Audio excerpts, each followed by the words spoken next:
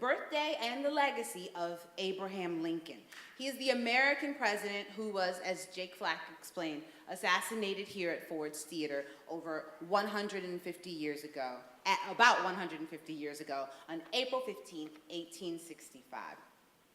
Abraham Lincoln was a great orator whose words helped shape the America we know today. The words you are about to hear were spoken by Lincoln 150 years ago, yet many of his ideas then remain relevant now. We are joined today by students from schools in Washington, D.C. and in Maryland. And these students have spent the last few months working with a Ford's Theater teaching artist, like myself, and their classroom teacher to learn one of President Lincoln's speeches and then prepare those speeches to perform them here on the stage today. Now, as you listen to these speeches, consider how Abraham Lincoln's words have shaped American history. Think about your own relationship to Lincoln's ideas and contemplate what those ideas might mean to our promising young orators that you're going to see on stage today. Now, we would like to thank our generous sponsors who make Ford's Theater education programs possible. The Target Oratory Festival could not happen were it not for the support of Target, very good, who funds this program. Prior to performing here today, each school received 5 visits from a Ford's Theater teaching artist who worked with the class and the classroom teacher to prepare their speech. And many of the school groups who are performing today came to Ford's Theater on buses funded by Target. You all listen very well. Also, Ford's Theater thanks BP America for its sponsorship of our 2013-2014 education programs. Now, one thing I would like to say that is very important, this is the Target Oratory Festival, okay? So what that means is that when you're not performing, students, this is for you, when you're not performing, you're listening and you're watching and you're learning from other schools and you're supporting other schools. Festival reminds me of, I don't know, something festive, right? So you're gonna have fun and you're gonna support each other. And so when people come up and perform, you're gonna go crazy. You're gonna be like, yes, that was the best thing I've ever seen. Feel free to clap, clap, clap, and give each other big kudos, even if you're watching someone who you don't even know, okay? That's what this is about. You got it? Give me the thumbs up if you got it. All right, nice, that's good. I see a lot of thumbs up. Can I get some thumbs up over here? Thank you, very nice, very nice. Okay, good. So we're all supporting each other. This is festive and fun, and we're gonna celebrate Abraham Lincoln's legacy and not his assassination, as Jake so aptly explained. And at this time, I'd like to get this thing started. You want to get this thing started or what? All right. Okay, good. I feel some enthusiasm out there. So I'm going to bring up our first teaching artist, Carolyn Agan.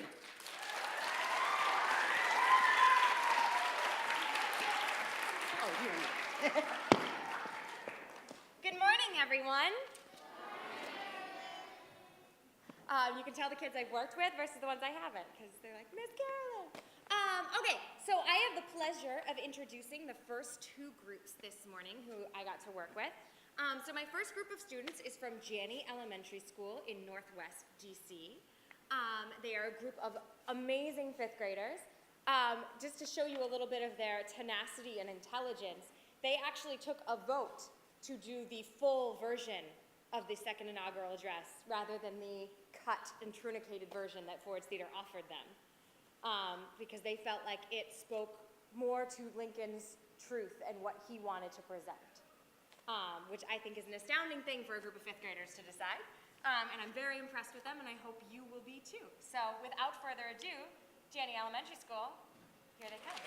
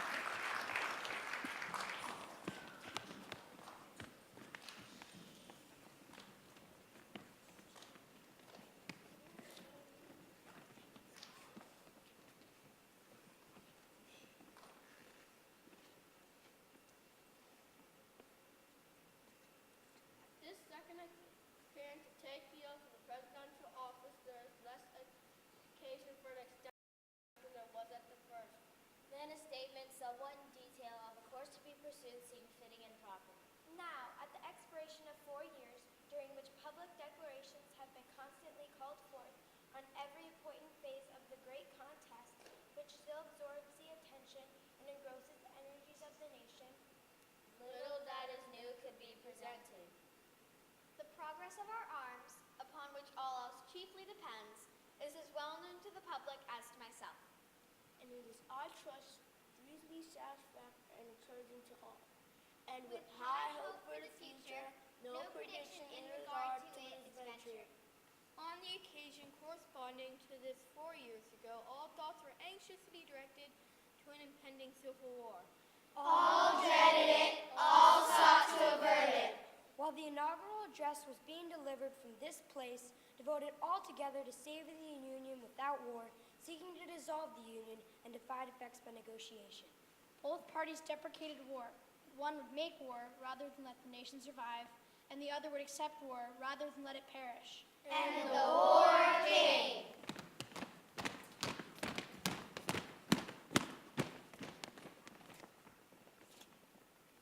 One-eighth of the whole population were colored slaves, not distributed generally over the Union, but localized in the southern part of it.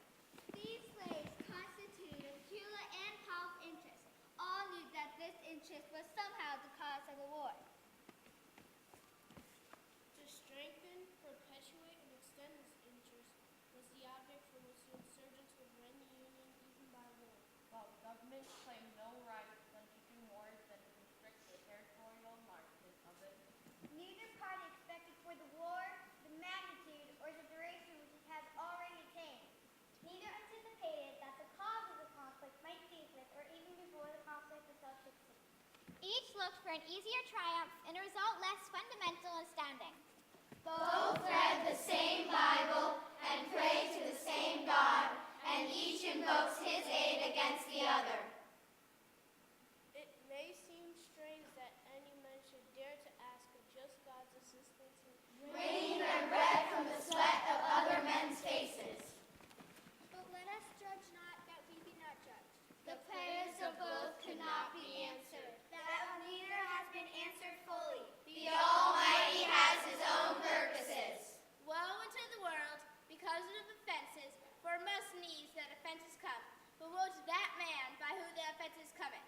If we shall suppose that American slavery is one of those offenses which, in the providence of God, must needs come, but which, having continued through his appointed time, he now wills to remove, and he gives to both North and South this terrible woe as the woe due to those by whom the offense came, shall we discern therein any departure from those divine attributes which the believers in the living God always ascribe to him? Fondly do we hope, fervently do we pray, That this mighty scourge of war may speedily pass away. Yet if God wills that it continue until all the wealth piled by the bondman's 250 years of unrequited toil shall be sunk, until every drop of blood drawn with the lash shall be paid by another drawn with the sword. As was said 3,000 years ago, so still must be said. The judgment of the Lord was true and righteous altogether. With malice towards none, with charity for all, with firmness in the right, as God gives us to see the right. let us strive on to finish the work we are in, to bind up the nation's wounds, To care for him who shall win the battle, and for his widow and his orphan, to do all which may achieve and cherish, A just and lasting peace among ourselves. And with all nations.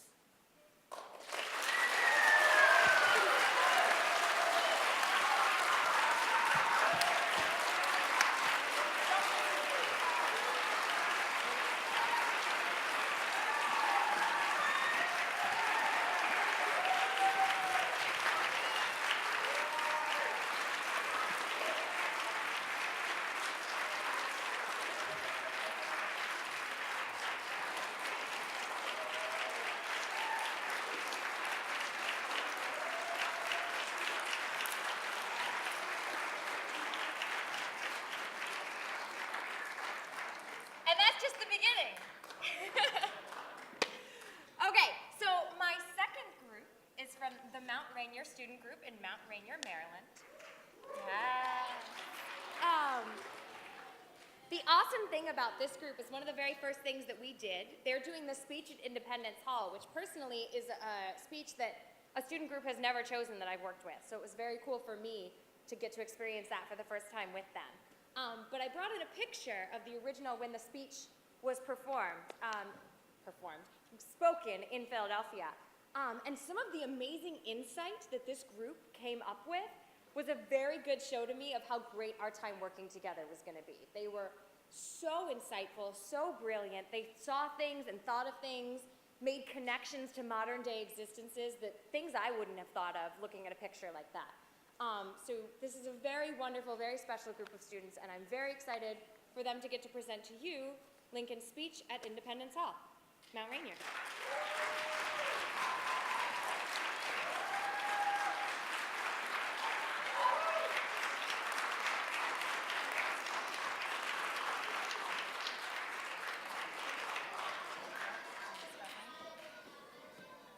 Split that center mark with me.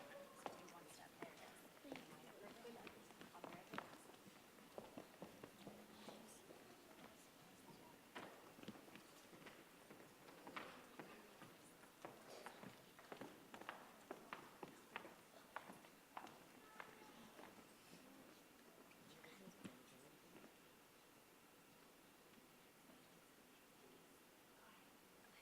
I am filled with deep emotion at finding myself standing here in this place where we're collected together. The wisdom, the patriotism, the devotion to principle from which sprang the institutions under which we live. You have kindly suggested to me that in my hands is the task of restoring peace to the present distracted condition of the country. I can say in return, sir, that all the political sentiments I entertain have been drawn so far as I've been able to draw them from the sentiments which originated and were given to the world from this hall. I have never had a feeling politically that did not spring from the sentiments embodied in the Declaration of Independence. I have often pondered over the dangers incurred by the men who assembled here and framed and adopted that Declaration of Independence. I have often pondered of the toils that were endured by the officers and soldiers who have achieved that independence.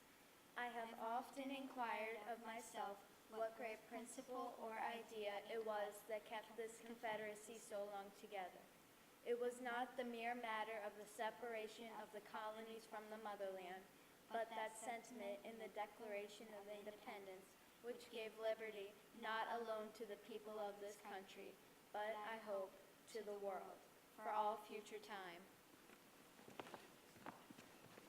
It was that which gave promise that in due time the weight shall be lifted from the shoulders of all men. This is a sentiment in the Declaration of Independence. Now, my friends, can this country be saved upon that basis? If it can, I will consider myself one of the happiest men in the world, if I can help to save it. If it cannot be saved without giving up that principle, it will be truly awful. But I was about to say I would rather be assassinated on this spot than surrender it. Now, in my view of the present aspects of affairs, there need be no bloodshed and war. There is no necessity for it. I am not in favor of such a course, and I may say in advance that there will be no bloodshed unless it be forced upon the government, and then it will be compelled to act in self-defense. My friends, this is wholly an unexpected speech, and I did not expect to be called upon to say a word when I came here. I supposed it was merely to do something towards raising the flag. I may therefore have said something indiscreet. I have said nothing but what I am willing to live by, and if it be the pleasure of Almighty God, die by.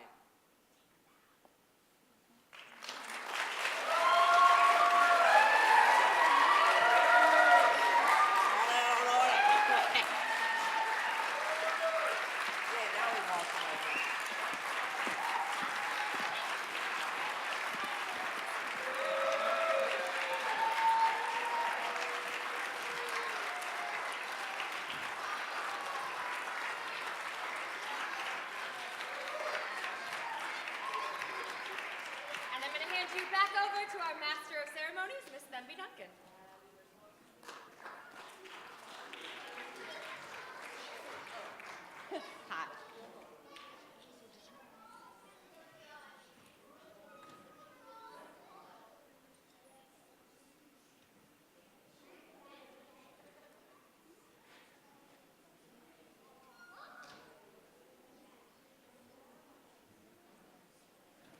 right. That was wonderful, wasn't it? Yes, that's what we do here at Ford's. Okay, so next I'm going to introduce to you Ms. Dunstan Wharton, who is from the Arts and Technology Academy. She's going to talk a little bit about the journey of her students and the speeches that they're going to deliver. So I'm going to bring her up right now. Give them a hand.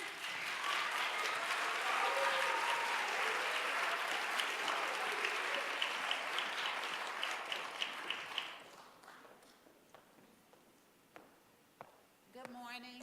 Good morning. We had the privilege of having Mr. Louis Feimster come and work with our students. We will be presenting two different speeches this morning. Our fourth graders are doing the Gettysburg Address, and our fifth graders are doing the Lincoln's first inaugural address. And I would like to thank my students because I'm not their classroom teacher. I'm the director of arts at our school, so I had to pull them, and every time I had to pull them, they had to give up their recess, but they gave it up without any resistance, and they worked very hard, so I'm very proud of them. And I'd like to thank our parents who have come out too. So they're going to give you their speeches, and they'll introduce themselves. And again, we thank Ford's Theater for this opportunity. So, fourth grade.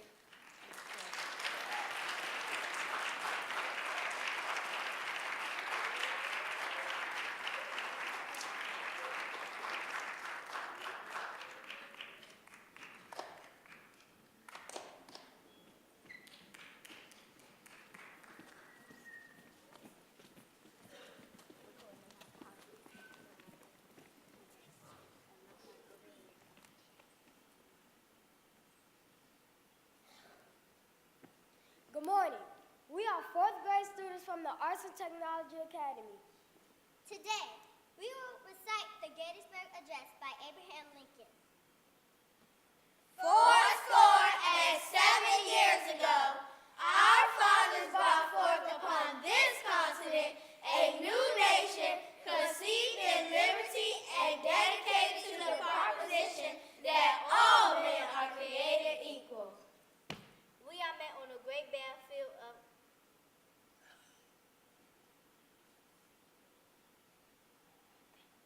of that war, Testing whether that nation or any nation so conceived and so dedicated can long endure.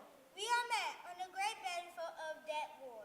We have come to dedicate a portion of it as a final resting place for those who died here. That the nation might live. This we may in all proprieties do. But in a larger sense, we cannot dedicate. We cannot consecrate. We cannot hollow this ground. The brave men living that day who struggled here have found it far above our poor power to add or detract. The world will little know, nor long remember what we say here, while it can never forget what they did here. It is rather for us, the living, we here be dedicated to the great task remaining before us. That from these honored dead, we take increased devotion to that cause. For which they here highly gave the last measure of devotion. That we here highly resolve, these dead shall not have died in vain. That the nation shall have a new birth of freedom, and the government of the people, by the people, for the people, shall not perish from the earth.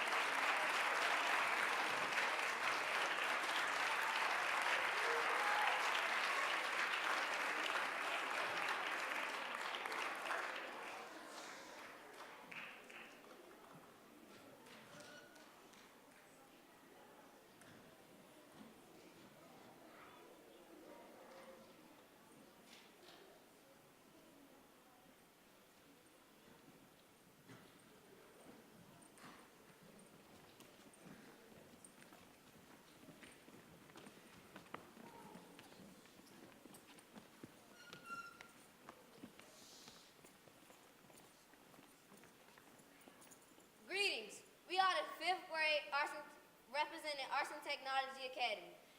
Abraham Lincoln's first inaugural address. March 4th, 1861, Washington, D.C.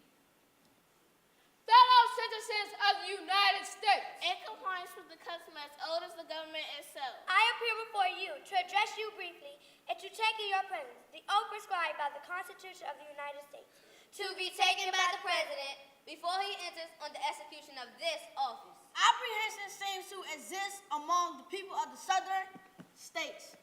That by the accession of Republican administration, their property And their peace and personal securities are to be in danger. There has never been any reasonable cause for such apprehension.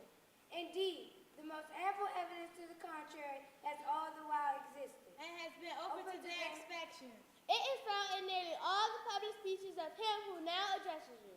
I do but quote from one of those speeches when I declare that I have no purpose directly or indirectly to interfere with the institution of slavery In the states where it exists. I believe I have no lawful right to do so. And I have no inclination to do so. Those who nominated and elected me did so with full knowledge that I had made this. And many similar declarations and had never recanted them. physically speaking, we cannot separate. We cannot remove our respective sections from each other, nor build an impassable wall between them. A husband and wife may be divorced and go off the premises and beyond the reach of each other, but the different parts of our country cannot do this. This country with its institutions belongs to the people who inhabit it. Whenever they shall grow weary of the existing government, they can exercise their constitutional right of amending it or the revolutionary right to dismember or overthrow it. I cannot be ignorant of the fact that many worthy and patriotic and desirous citizens are trying to have the national constitution amended. While I make no recommendation of amendments, I fully recognize the rightful authority of the people over the whole subject to be exercised in either of the modes prescribed by the instrument itself. And I should, under existing circumstances, favor rather than oppose a fair opportunity for the people to act upon it. In your hands, my dissatisfied fellow countrymen, and not in mine, is the momentous issue in civil war. The government will not assail you. You can have no conflict without being yourselves the aggressors. You have no oath registered in heaven to destroy the government, while I shall have the most solemn one to preserve, protect, and defend it. We are not enemies, but friends. We must not be enemies. Though passion may have strength, It must not break our bonds of affection. The mystic cords of memory stretch from every battlefield and patriot grave to every living heart and hearthstone. All over this broad land will yes for the course of the Union when again touched. And surely they will be the better angels of our nation.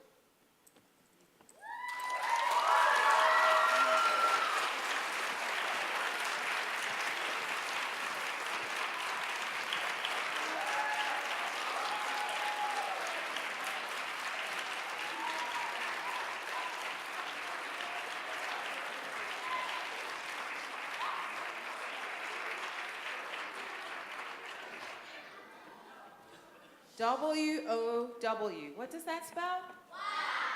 Exactly. Oh my gosh. Okay, so that is the beginning, the first half of our Oratory Festival for today. And I'd like for you all, students, teachers, families, board staff, to just celebrate the incredible oratory we just saw today. So one more round of applause, please. Good job. This is very, very, very important. This is a huge deal. And I know that some of you kind of sense that now, but 10, 20, 30 years from now, you will look back on this memory in wonder and amazement. You all did a great job. I'd like to thank you all for your support for this first portion of our Oratory Festival today. We are going to return with more oratory at about 11:35 or 11:40. So we're going to take a little break now. We're going to take some photos and things like that. If you have any questions, just find board staff, myself, Jake Flack, who you saw, Cynthia, Sarah, will help you out, okay? All right, break time.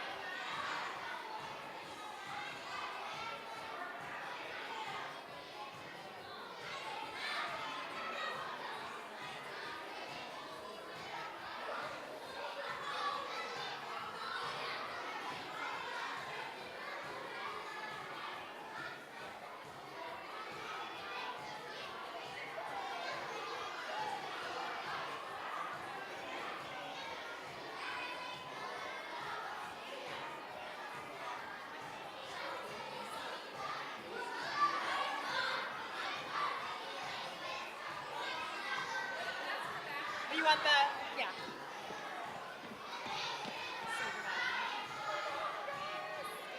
Fiona, come over here.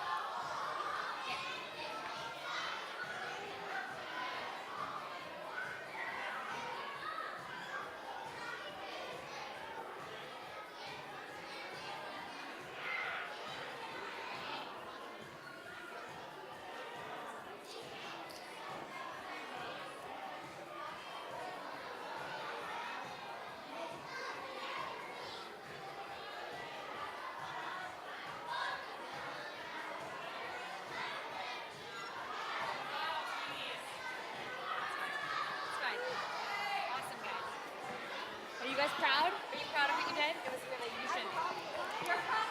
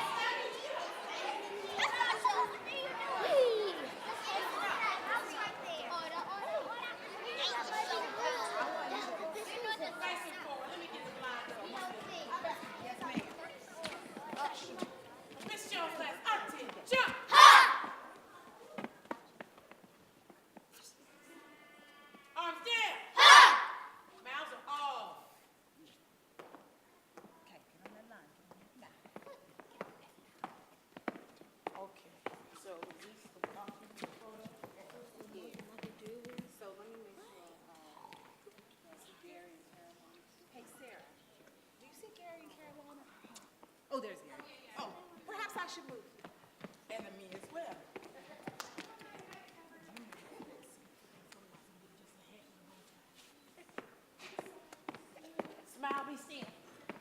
Taking your picture, geniuses, in case you're wondering. Arms are by your sides. Miss Cindy, where's the photographer? Double check. In your mind, we think.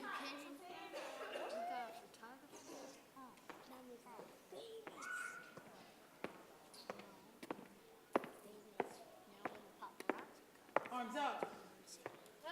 Thank you, Jackson. Really? Thank you, Jackson. Really?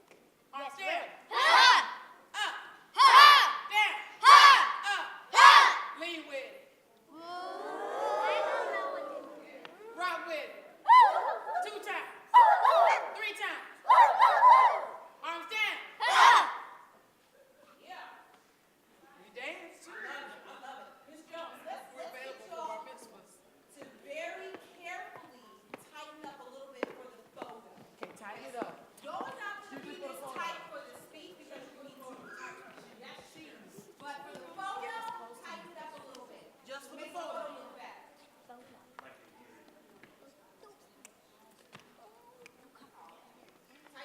up, Liam. Come on.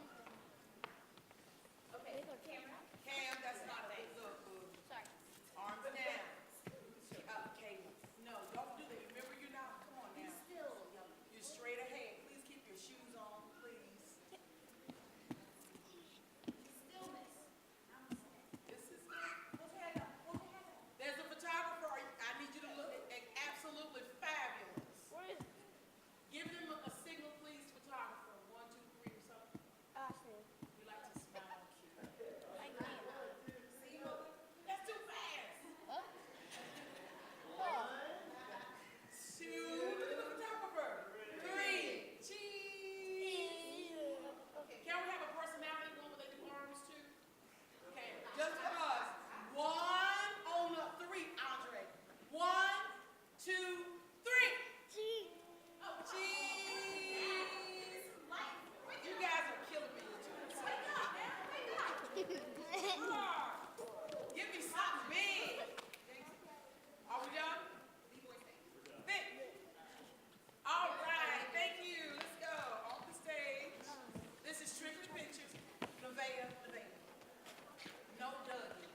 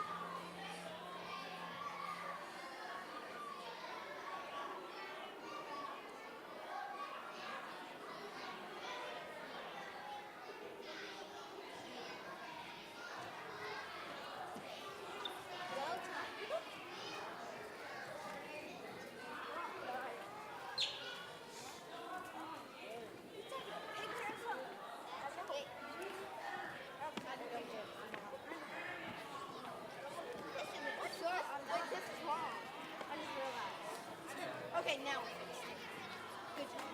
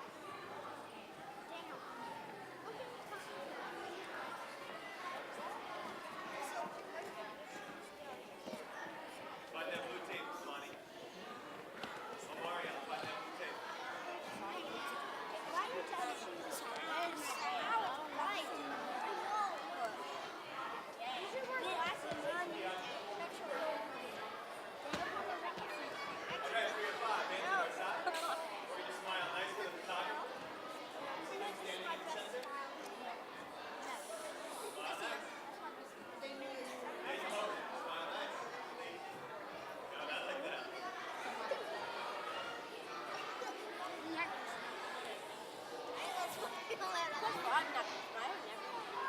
Okay. I said, of course, Bob's not gonna smile. He never smiles, only sometimes. One more time. Then you get all mad. This is my favorite.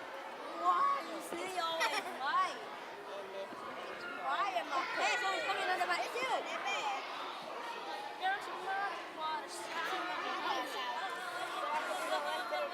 I didn't even know her dad.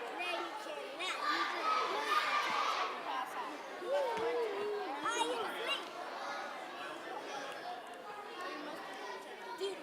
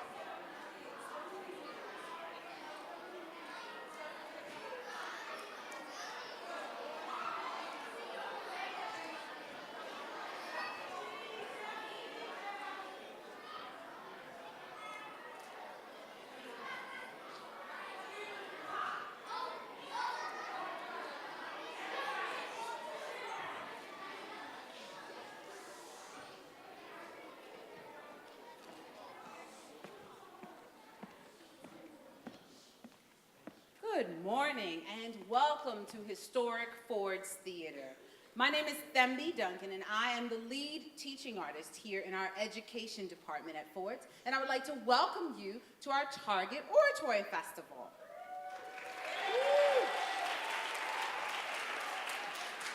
Some of you are going to need to pretend that you have not been here since this morning. So pretend you just walked in. Welcome to our Oratory Festival, everyone. Yeah, there we go. Great. See, this is sort of how we do television, where we do things multiple times, okay? Today I will be your host as we celebrate the birthday and legacy of Abraham Lincoln, the American president who was sadly assassinated here on April 15th, 1865.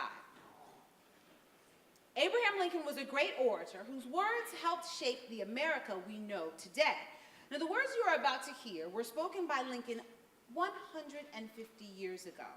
Yet many of his ideas then remain relevant today.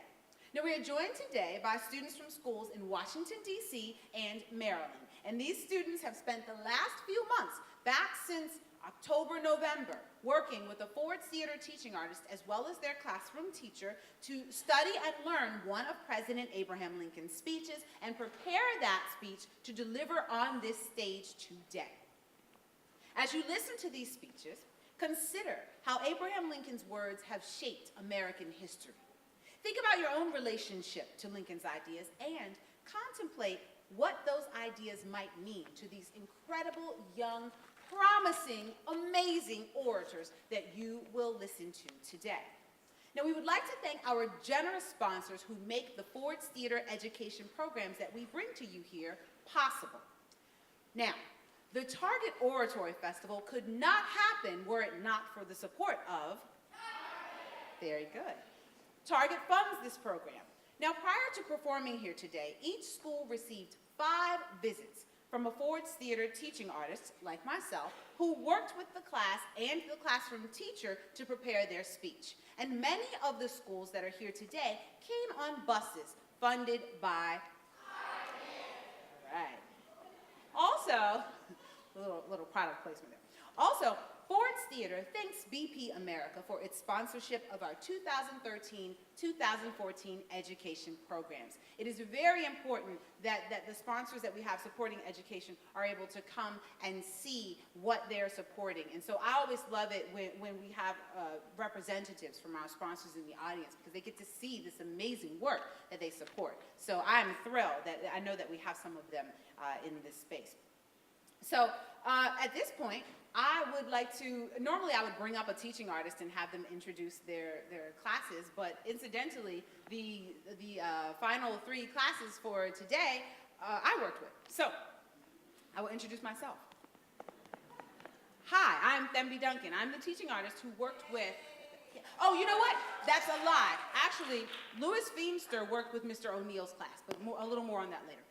So I worked with 2 classes from Watkins Elementary on Capitol Hill. And the first class that you're going to see is Mrs. Jones's class of 3rd graders.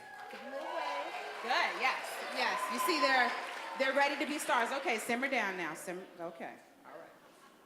Okay, so they're going to come up and perform Abraham Lincoln's speech to the 166th Ohio Regiment, okay? And I had such a joy working with these 3rd graders because they're so inquisitive and so interesting, and they have so much personality, and they're so smart. And I just want you all to understand, you see, students of different grades performing and different sort of levels of background knowledge and understanding, but it is a lot for 3rd graders to be able to recite this complex language, this complex text, and to wrap their heads around these complicated ideas. And they did a really great job of that. We spent a lot of time, Mrs. Jones prepared them very well. We spent a lot of time talking about the ideas. We have a process that we do with all the schools that we call the remix, where students will take their original speech and they'll remix it to contemporary language, and it helps them understand it. And so what you see on stage is a demonstration of their understanding.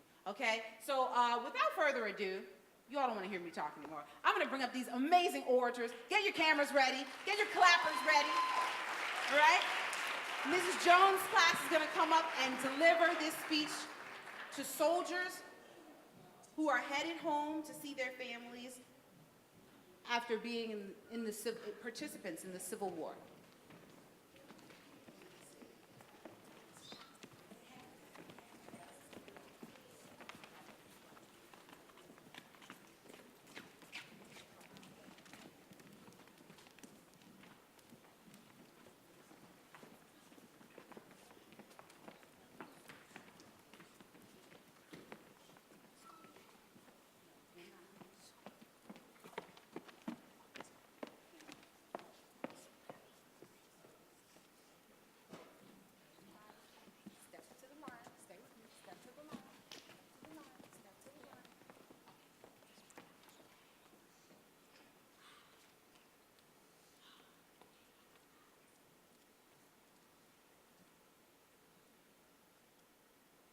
Mr. President, gentlemen of the convention, if we could just know where we are and whether we appear to be tending, we could all better judge of what to do and how to do it.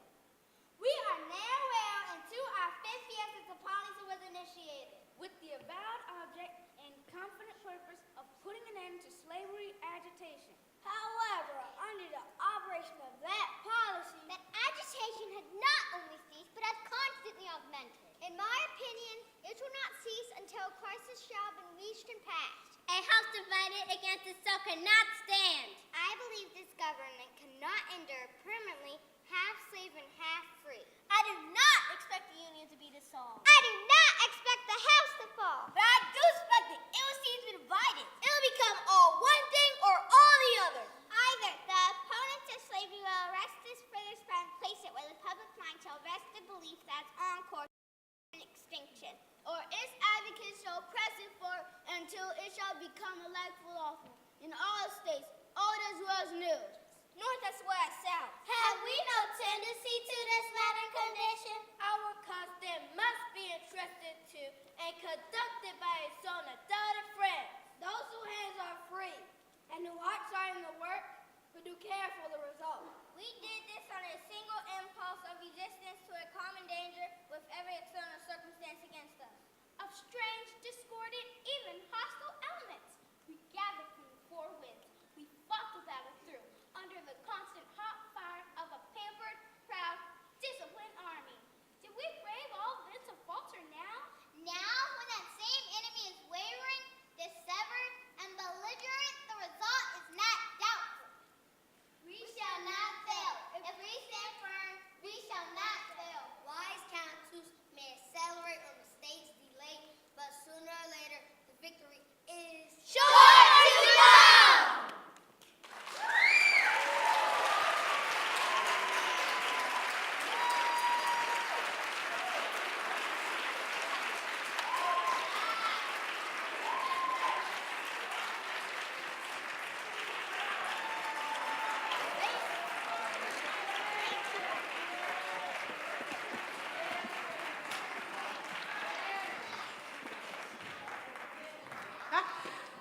That was great. You may have noticed that the speech they delivered was, in fact, not the 166th Ohio Regiment speech. This is why I should get more sleep. That was the House divided speech. Sorry.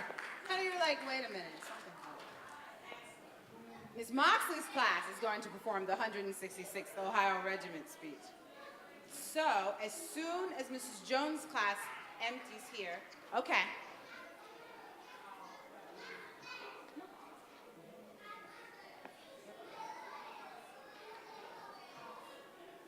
So now Ms. Moxley's class is going to come up and perform the speech I introduced before, the 166th Ohio Regiment.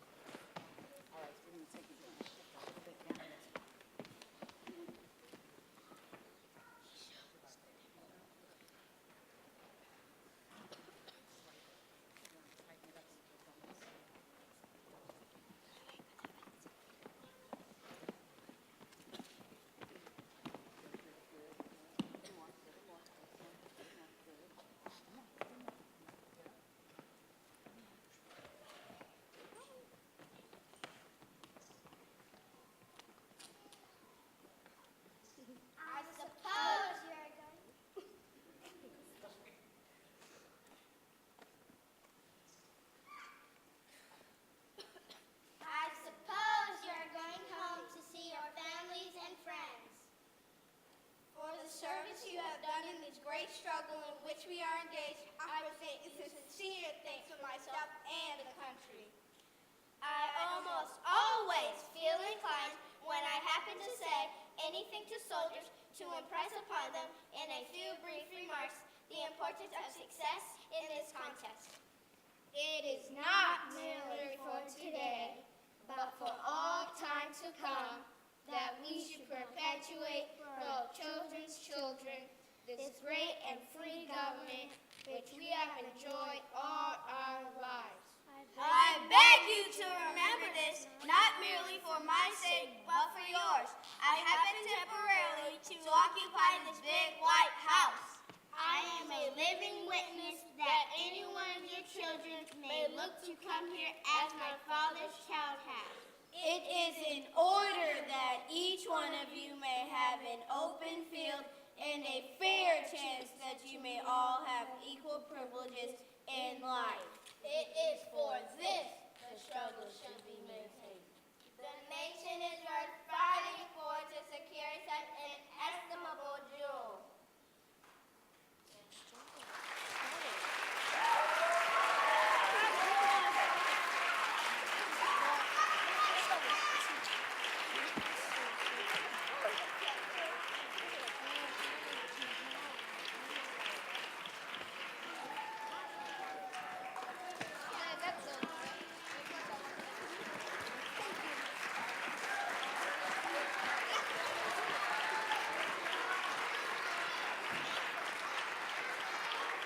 Wow. Okay. Now I'm back on track. So, if you can imagine how incredible it is to get 25 third graders to stand on this line and deliver that speech with such passion, you know that's a big accomplishment. I know I was very wiggly as a third grader, and I'm so impressed with you all and your ability to focus and get up here and do this, because it is scary to be up here on this stage. And they really, really saw this whole process through, and I'm super proud of them, and I'm super proud of their teachers, Miss Jones and Miss Moxley. Please give them a hand. Okay. So, thank you. Our final group of orators for today will be Mr. O'Neill's class, also from Watkins Elementary. Yeah. Watkins. So, Mr. O'Neill's class will be performing the Gettysburg Address. Hopefully I finally get my speeches straight, right? You don't get it. Mr. O'Neill, are you going to share some words, or they're just going to go for it? I think we're ready. All right. They're ready. Oh. All right, third grade, find that blue tape, your friend.